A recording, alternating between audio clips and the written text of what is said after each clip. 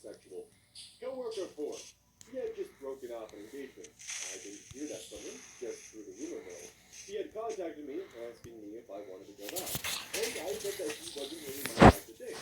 He said that he wasn't looking for anything serious, just casual sex. I didn't reply for a few hours, and then he sent me a second text saying, "Well, go ahead and be a bitch and leave me on red." Since it happened outside of work and was not any kind of repeated harassment, I also didn't think that it would be reasonable to bring it to HR unless I saw a pattern of similar behavior. He didn't contact me again, even after my post. As for people from past jobs, internships, or classes, my college contacted me about my old TA who had tried to hook up with me repeatedly, and stopped helping me with the course when it was clear he wasn't getting anywhere. They asked me if I'd give a statement. Apparently, he was still doing that shit, and someone else had reported him, and they saw from my post that I likely had something to report too. A married guy who tried to get with me when I was an intern at another company sent me some really angry and threatening texts.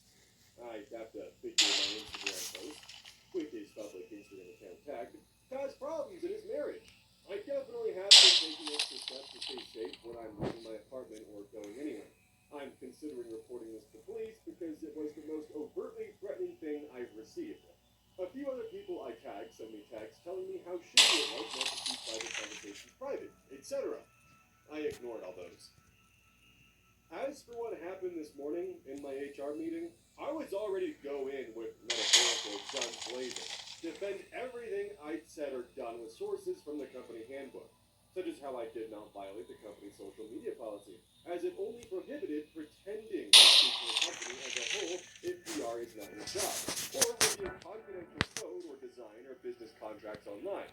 I didn't mention my company in my post or anywhere else on my social media. I was also ready to defend how I followed the guidelines of what is considered sexual harassment and should be reported, how I reported repeated harassment but didn't report isolated incidents that were not extreme. The examples of extreme conduct include unwanted overt sexual touching or threats of violence. The handbook specifically mentioned that asking someone off once was not harassment. But the meeting ended up being much more low-key than I had been expecting. I'd taken down both post Sunday as an act of good faith, though I doubted that would matter much.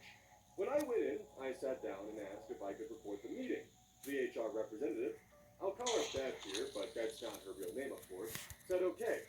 She wanted to talk about each of the specific people I'd posted screenshots from, who work at the company.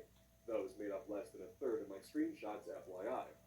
First was coworker 1, the guy I had previously reported to HR and who had been moved to a different team and told that he must not speak to me or contact me. Beth said that he had brought the posts to her attention as he was under the impression that the no contact agreement was both ways. I reminded her that I had not entered into a written or verbal agreement. I was surprised it was him who brought it up, but I didn't say anything.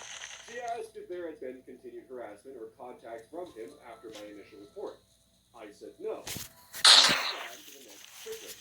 Coworker 2 had been fired a while back for unrelated reasons, but then still asked if there had been any sort of conflict between us while he was still employed, other than text messages.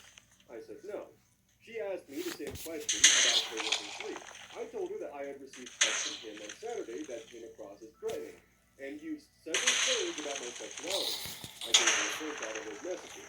She read them and immediately stepped out to show them to her manager. She came back after a few minutes to continue talking with me. And again, for coworker 4, I told her that she had not contacted me after she said I was a bitch for leaving him unread. Beth asked me if I had any questions, and I basically asked her what her next step should be. She said that she would have asked me to remove the post so that things could be handled with discretion, had been isolated incidents. She asked me if I would be more comfortable taking a personal day for the rest of the day, as used to coworkers 1 and 4. She said she wanted to make it clear that I was not being dismissed or escorted out. I was not getting fired. It was only a precaution so that I would not be around coworkers 1 and 4, in case either of them wanted to confront me personally. Okay. So, that's where I'm at right now. Too long didn't read? Had the meeting with HR. Relevant comments. And Dave T. Quote, I was surprised it was him who brought it up, end quote. Some people are incapable of conceiving themselves as being in the wrong. That guy probably viewed his harassment of you as a mutual work disagreement that you both got in trouble for. He thinks conditions must have been placed on you because conditions were placed on him.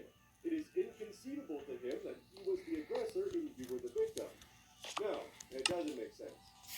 Opie responds, LOL, you're very right in saying he saw it more as a mutual disagreement.